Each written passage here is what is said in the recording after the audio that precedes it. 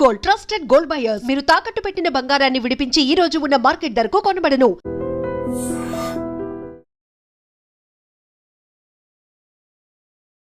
Hi guys, welcome to I dream. నేను మీ Chanakya. Guys, నిన్న ఒక్కరోజే మరి సిల్వర్ హై టైం అనేది కూడా మన హై టైం రేట్ అనేది కూడా క్రాస్ అయిపోయింది. అదేంటో చూస్తే 1,75,000 అంట. అస్సలు ఈ పరుగు మాత్రం ఆగనే ఆగట్లేదు. అండ్ ఇది ఇలాగుంటే, కాకపోతే మన దగ్గర ఉన్న మన పర్సనల్ ఫైనాన్షియల్ ఎక్స్పర్ట్ అయిన విజయ్ గారు అయితే ఏమంటున్నారంటే 15% లాస్ అయింది అని చెప్పేసి అంటున్నారు. అదేంటి పెరుగుతూ ఉంటే లాస్ అయిందని అనడం ఎలా? అసలు ఇదేదో కరెక్ట్ అనిపించట్లేదు కదా. మరి అయితే ఆయన్ని అడిగి తెలుసుకుందాం అసలు ఎలా లాస్ అయింది ఏంటి అనేది. హాయ్ సార్, నమస్తే సార్. నమస్తే అండి. విజయ్ గారు, ఏంటంటే ఆల్ టైమ్ హై ప్రైస్తో అయితే సిల్వర్ ముందుకు దూసుకెళ్ళిపోతుంది, కాకపోతే మీరేమో 15% డ్రాప్ అయిపోతుంది అంటున్నారు. ఏంటది అసలు? అసలు మార్కెట్లో ఏమవుతుంది అంటే సిల్వర్ని ప్రీమియం అంటే ఎక్కువ ప్రైస్ పెట్టి కొంటున్నారు. అంటే రెగ్యులర్గా మార్కెట్ ట్రెండ్స్ ప్రకారం చూసుకుంటే 1,60,000 1,70,000 ఉన్నప్పుడు 10,000 15,000 ఎక్కువ పెట్టుకున్నారు జనాలు.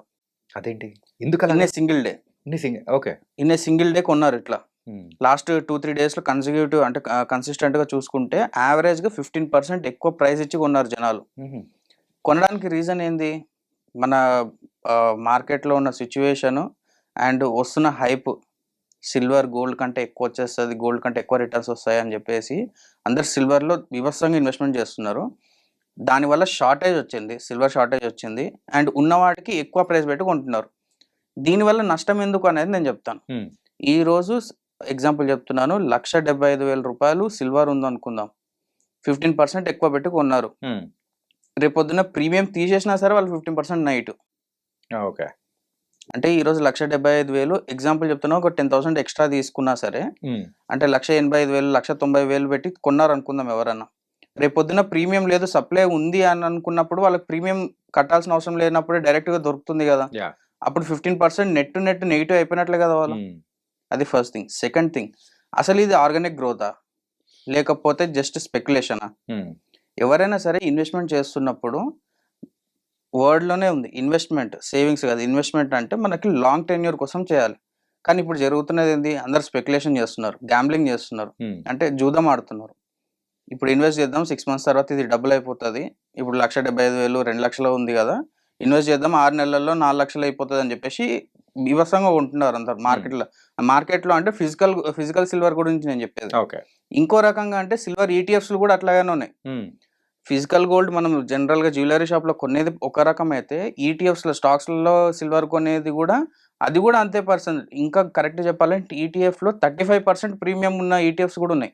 35% అంటే 1,00,000 రూపాయలు ఉన్న సిల్వర్ని 1,35,000 పెట్టి కూడా ఉన్నారు కొంతమంది. ఎందుకు ఇంతగానం కొంటున్నారు అంటే డిమాండ్ పెరుగుతుంది, ఇంకా ఎక్కువ రిటర్న్స్ వస్తాయనే ఆశ ఎక్కువ, గ్రీడీనెస్ ఎక్కువ అయిపోయి అంతంత ఎక్కువ అమౌంట్ పెట్టి కొంటున్నారు. అంటే ఇప్పుడు 35% అంతకుముందు హోల్డ్ చేసుకున్న వాళ్ళు విత్ ఇన్ ఏ డే 35% వాళ్ళు గెయిన్ చేసినట్టే కదా. సపోజ్ నేను ఒక ఫండ్ మేనేజర్ని, నేను ఒక 100 కోట్లు సిల్వర్ ఈటీఎఫ్లో పెట్టాను, with in a day 35% premium వస్తుందంటే నేను ఎగ్జిట్ అయిపోతాను కదా. అంటే నాకు 2 years అంటే 15% 50% ఈక్విటీ పర్సంటేజ్లో చూసుకున్నా సరే 2 years రావాల్సిన return with in a day వచ్చింది. అప్పుడు నేను దాన్ని ఎన్కాష్ చేసుకుంటానా, అట్లే ఇంకా వదిలిపెట్టుకుంటాను ముందు? ఎన్కాష్ చేసుకుంటారు. అంటే 100 కోట్ల మీద నాకు 35% రిటర్న్ తీసుకొని నేను క్లోజ్ చేసుకుంటాను కదా.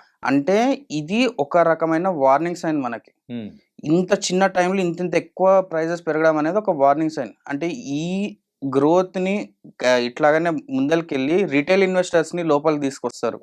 రిటైల్ ఇన్వెస్టర్స్ అంటే చిన్న ఇన్వెస్ట్మెంట్స్ చేసేవాళ్ళు, 1,00,000 రూపాయలు 2 లక్షలు 5 లక్షల రూపాయలు చేసే వాళ్ళని ఈ మార్కెట్లోకి తీసుకొస్తారు, సిల్వర్ అయినా సరే గోల్డ్ అయినా సరే. వన్స్ చిన్న ఇన్వెస్టర్స్ రాగానే పెద్ద ఇన్వెస్టర్స్ ఎగ్జిట్ అయిపోతారు. అప్పుడు అంటే ప్రైస్ డ్రాప్ అనేది అవుతుంది అప్పుడు. కానీ ఇది ఎప్పుడు అవుతుంది అనేది ఎవరు చెప్పలేరు, కానీ అయ్యే ఛాన్సెస్ అయితే పుష్కలంగా ఉన్నాయి. చాలా అనలిస్టులు కానీ ఎప్పుడైతే మార్కెట్ని కంటిన్యూస్గా ట్రాక్ చేసుకుంటే మనకు తెలిసింది ఏంటి అంటే, హిస్టరీలో అంటే లాస్ట్ 40 yearsలో ఓన్లీ 2 times మాత్రమే ఇట్లా గోల్డ్ అండ్ సిల్వర్ వివత్సంగా పెరిగిందనమాట. ఒకటి 2007, ఇంకొకటి 2011. సో అప్పుడు కూడా ఏమైంది అంటే ఇట్లా చాలా తక్కువ టైంలో ఎక్కువ రిటర్న్స్ వచ్చిన తర్వాత మ్యాసివ్ డ్రాప్ వచ్చిందనమాట. అప్పుడు మ్యాసివ్ డ్రాప్ ఎంత వచ్చిందని మనం చూసుకుంటే 30 to 35% తగ్గింది. ఇది గోల్డ్. సిల్వర్ అయితే ఇంకా ఎక్కువ తగ్గింది. ఓకే, సో ఇప్పుడు దాన్ని ఈక్వేట్ చేసి చూసుకుంటే మనకి నెక్స్ట్ 6 months నుంచి 1 year వరకు ఉన్న ఛాన్సెస్ అంటే తగ్గితే ఎంత తగ్గుతుంది అనే ఛాన్సెస్ మనం చూసుకుంటే గోల్డ్ 30 to 35% తగ్గే ఛాన్సెస్ ఉంది ఫస్ట్ పారామీటర్. సెకండ్ పారామీటర్ వచ్చేసి సిల్వర్ 50% కూడా డ్రాప్ అయ్యే ఛాన్సెస్ ఉంది. ఎందుకు ఇంత ఉంటుందంటే ఎప్పుడైనా సరే గోల్డ్ అండ్ సిల్వర్ కాంబినేషన్లో మనం చూసుకుంటే గోల్డ్ 1% పెడితే సిల్వర్ 3 times పెరుగుతుంది. గోల్డ్ 1% డ్రాప్ అయింది అనుకోండి, సిల్వర్ కూడా సేమ్ 3% డ్రాప్ అవుతుంది.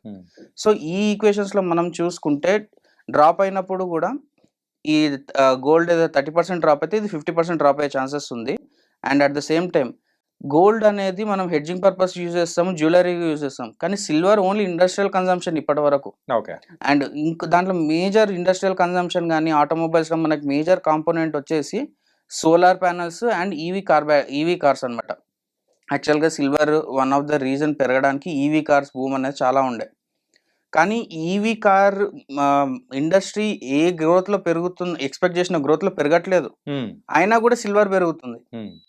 సో కాంట్రాస్ట్ ఉందన్నమాట. అంటే డిమాండ్కి తక్కువ ఉన్నా సరే దీని సిల్వర్ ప్రైస్ అనేది పెరుగుతుంది.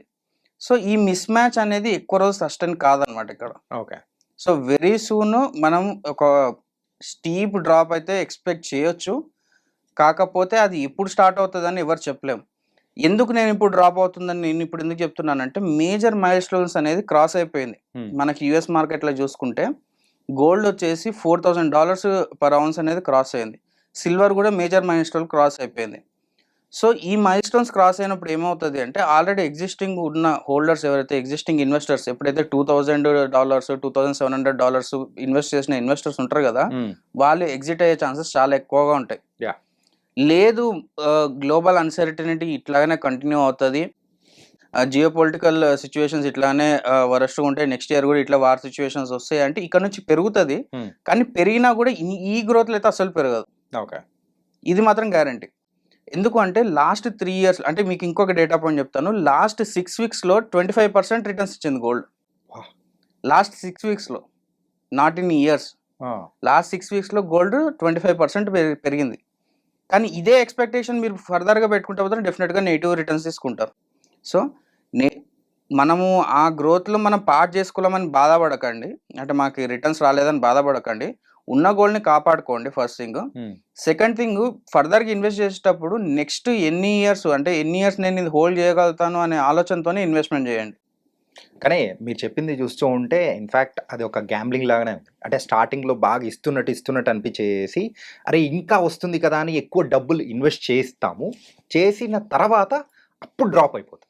ఇప్పుడు అదే అండి, ఇప్పుడు నేను ఎందుకు గ్యాంబ్లింగ్ అనే వర్డ్ యూజ్ చేస్తున్నాను అంటే ఈటీఎఫ్స్లో మనకి ఎక్స్చేంజ్ ట్రేడెడ్ ఫండ్స్లో కానీ ఫిజికల్ మార్కెట్స్లో కానీ రియల్ ఎస్టేట్ అయినా సరే ఏ ఇన్వెస్ట్మెంట్లు అయినా సరే మనకి డిమాండ్కి తగ్గట్టే ప్రైస్ అనేది ఉండాలి. అంటే ఇక్కడ ప్రైస్ వాల్యూ అనేవి 2 డిఫరెంట్ కాన్సెప్ట్స్. ప్రైస్ అనేది దాని ఖరీదు ఎంత అనేది, వాల్యూ అంటే దాని విలువ ఎంత అనేది. ఇప్పుడు గోల్డ్ విలువ అనేది వేరు, గోల్డ్ ప్రైస్ అనేది వేరు. గోల్డ్ విలువ సర్టెన్ పాయింట్లో ఆగిపోతుంది, కానీ ప్రైస్ అనేది మన డిమాండ్ని బట్టి ఎక్కువ తక్కువ అవుతుంటుంది. సో సిల్వర్ వాల్యూ అనేది చాలా తక్కువ, కానీ దాని ప్రైస్ హైయెస్ట్ ప్రీమియమ్స్లో ట్రేడ్ అవుతున్నాయి. అండ్ ఈటీఎఫ్స్లో మీరు చూసుకుంటే 35% అనేది పెద్ద నాన్ సెన్స్ అసలు. యాక్చువల్గా అంత ఎక్కువ ప్రీమియమ్స్లో పెట్టి కొనాల్సిన అవసరం అయితే అస్సలు లేదు. ఎందుకంటే సింగిల్ డేలో 35% లాస్ అయ్యే ఛాన్సెస్ కూడా ఉంటాయి అన్నమాట. సో ఈ కాషియస్గా ఉండి ఈటీఎఫ్స్ అయినా సరే ఫిజికల్ అయినా సరే ప్రీమియమ్స్లో కొనాల్సిన అవసరం లేదు. మీకున్న హోల్డింగ్స్లో మీకున్న పర్సంటేజ్ ఆఫ్ ఇంట్రెస్ట్ అంటే మీ పోర్ట్ఫోలియో ఎట్లా డిజైన్ చేసుకుంటున్నారో దాంట్లో లిమిటెడ్ అమౌంట్స్లో తీసుకోవడం will be the best option. కానీ ఫర్దర్గా ఈ గ్రోత్ రేట్ మాత్రం అస్సలు ఎక్స్పెక్ట్ చేయకండి. ఓకే. అండ్ కంపారేటివ్ టు ఈక్విటీస్లో కూడా చూసుకుంటే ఇంత రిటర్న్స్ రాలేదు, నేను ఒప్పుకుంటాను. కాకపోతే ఇదే రిటర్న్స్ కంటిన్యూ అవుతాయి మాత్రం అస్సలు ఎక్స్పెక్ట్ చేయకండి. ఓకే. మీరు చెప్పింది వింటూ ఉంటే సిల్వర్ విషయంలో అయినా కానీ గోల్డ్ విషయంలో విరుగుట కొరకే అన్నట్టు కరెక్ట్ క్లారిటీగా కనిపిస్తూ ఉంది. సో దీని గురించి అయితే ఖచ్చితంగా ఎవరైతే ఇన్వెస్ట్ చేస్తున్నారో చాలా జాగ్రత్తలు తీసుకోవాల్సి అనిపిస్తుంది ఇప్పటి నుంచి. కరెక్ట్ అండి, డెఫినెట్గా. థ్యాంక్ యూ సో మచ్ అండి, చాలా వాల్యుబుల్ ఇన్ఫర్మేషన్ ఇచ్చినందుకు. Thank you. And for more videos, please subscribe to iDream. Please subscribe to iDream. Please subscribe iDream. And please subscribe to iDream. For more videos, subscribe to iDream. Please like, share, and subscribe to the channel. Congratulations, iDream. Subscribe to iDream. Subscribe to iDream. So subscribe to iDream Media. iDream की iDream team अंदर की huge congratulations. Please subscribe iDream Media. Please subscribe to iDream. Subscribe iDream. Please subscribe to iDream. iDream అంటే నా కళల channel subscribe చేసుకున్న నోరు తిరుగుతలేదు మీరైతే గంట గుర్తు కొట్టండి. For more such videos, please subscribe to iDream. Subscribe to iDream. Please subscribe to iDream. Please subscribe iDream Media. Please do subscribe to iDream. Please subscribe to iDream Media. For best entertainment and information, please subscribe iDream. And don't forget to subscribe to iDream.